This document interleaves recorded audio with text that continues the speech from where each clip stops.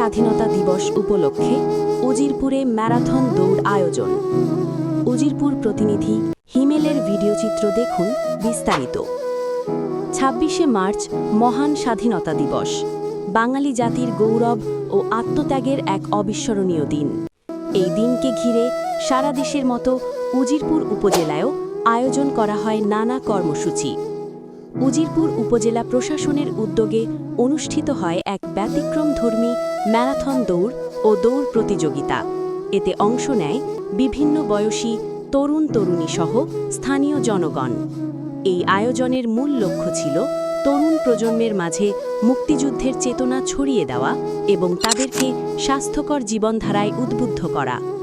UNO Mohammad Ali সুজা বলেন, তরুণ সমাজকে মাদকমুক্ত রাখতে আমার চেষ্টা অব্যাহত থাকবে।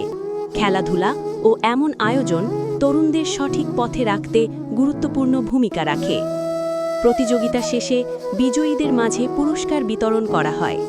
অংশগ্রহণকারীরা এমন উদ্যোগকে স্বাগত জানিয়ে ভবিষ্যতেও এ ধরনের আয়োজনের প্রত্যাশা ব্যক্ত করেন। স্বাধীনতার চেতনায় উজ্জীবিত হয়ে সুস্থ ও সুন্দর সমাজ গঠনে এমন আয়োজন গুরুত্বপূর্ণ ভূমিকা রাখবে, এমনটাই প্রত্যাশা সকলের।